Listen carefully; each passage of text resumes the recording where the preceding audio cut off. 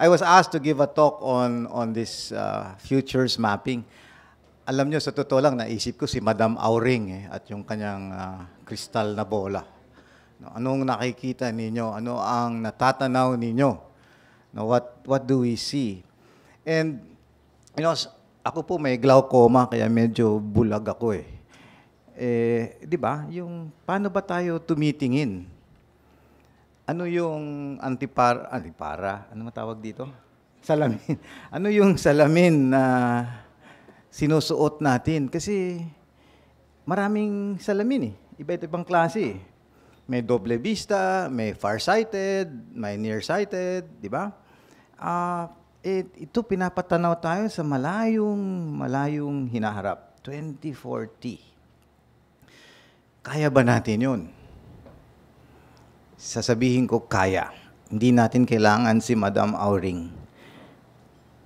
Bakit natin kaya? Kasi kailangan lang natin tingnan hindi yung malayo, kundi yung pinakamalapit. At yun ay ang ating sarili. Ano yung mga pangarap natin? Sarili, mga pinahahalagahan, mga pangarap. Our dreams. Our values, our desires, di ba? Di naman mahirap yun eh. Simple lang naman yung ating mga pangarap. Hindi naman tayo sophisticated masyado, di ba? Alam nyo, noong 2002, 2003, tagal na yun, 10 taon nang nakaraan, sinubukan ko ulit na bumalik sa isang lugar, ang pangalan ay Nabotas. Sa Nabotas, siksik yung, may mga taga Nabotas ba dito? Doon ko unang nakilala si Toby Chanko eh. Pero doon kami tumira sa talagang lugar na, alam nyo, may dagat na may...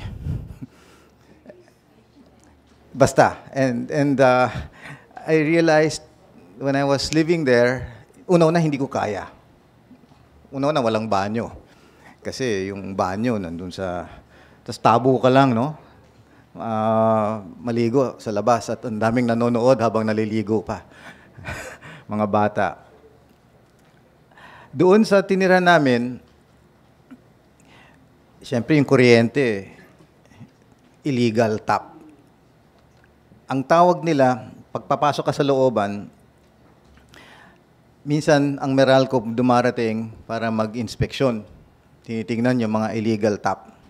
So, yung kuryente, nakadikit lang. Pag dumating ang Meralco, may code word. Ang code word ay aswang. Aswang. Nandyan na yung aswang.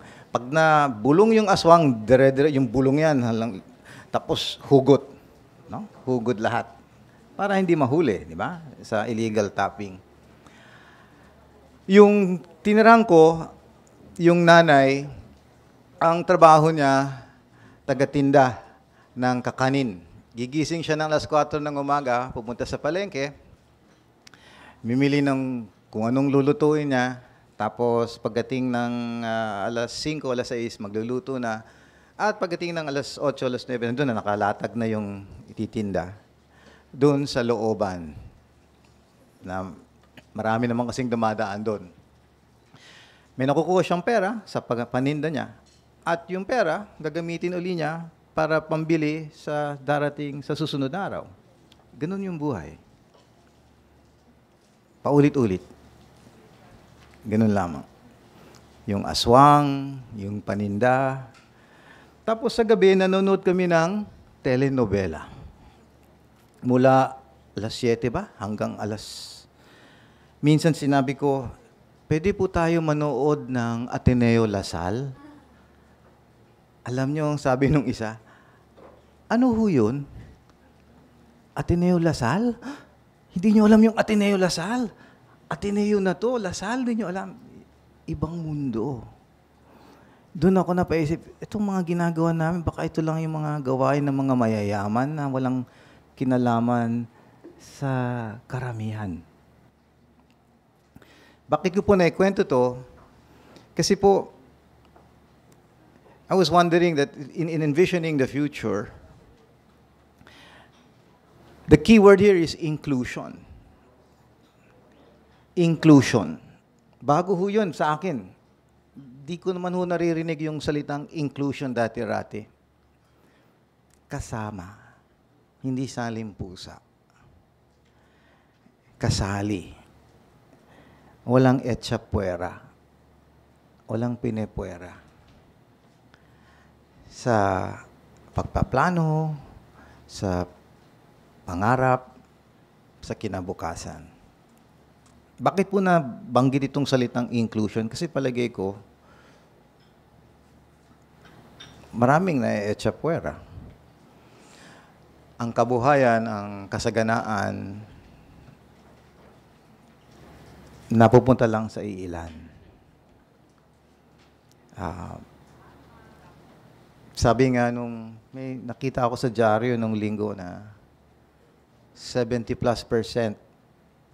of the economy, yung ekonomiya po natin, ay nasa 40 pamilya lamang, 40 families. No? Ang ilan pong mga pamilya yan nandito sa mga anak nag-aaral sa Ateneo. At UP, at Lasal. Pero karamihan siguro sa Ateneo. No? So hawak po ng iilan lamang. So kung tutusin po, hindi naman po tayo pobre. Our GDP, our economy, 9 trillion, 10 trillion pesos, di ba? About $200 billion. That's a lot of money. Although if you divide it nga, medyo maliit, pero still, that's a lot of resources. No? But it's not, yeah, it concentrates.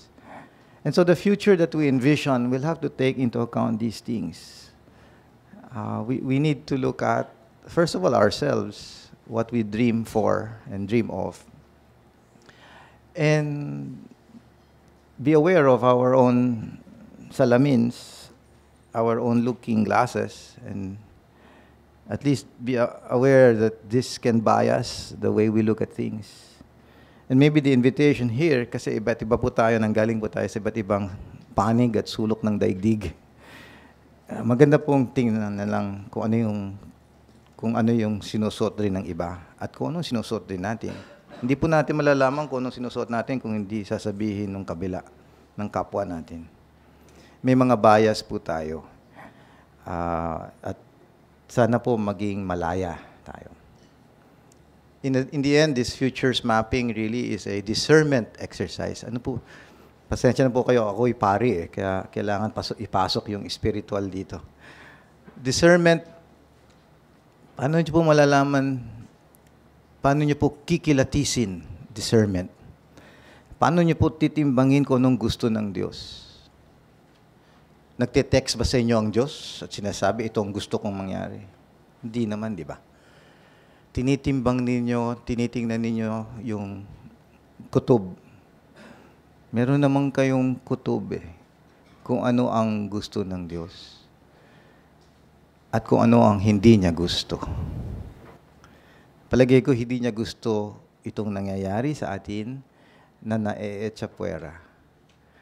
Kaya nga, dami niyang kwento sa Lent, di ba? Dami niyang kwento sa tungkol sa mga tupa na nawawala. Tungkol sa mga babaeng mababa ang lipad na nae-etsapuera ng lipunan. Tungkol sa mga makasalanan na naitatabi na lamang dyan sa kung saan-saan.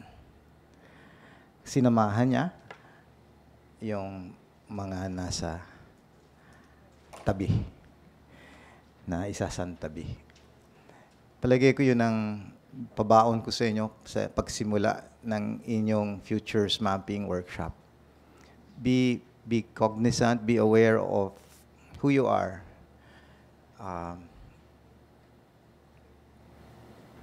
Minsan tinanong yung isang taxi driver ng isang kapatid ko na Heswita. Amerikano. Tinanong niya yung taxi driver. Sa American accent pa. Sino ka? Sino ka?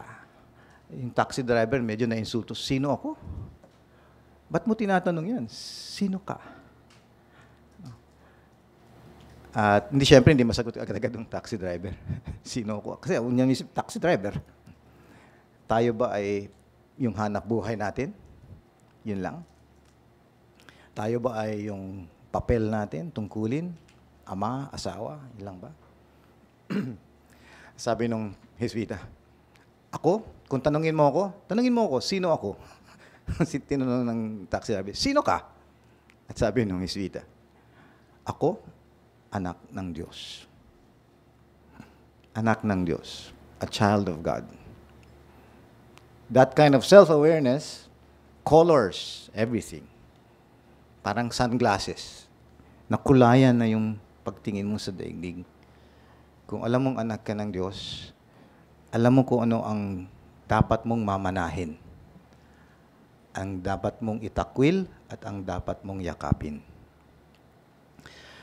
And so this is my invitation to you, to listen also to who you are.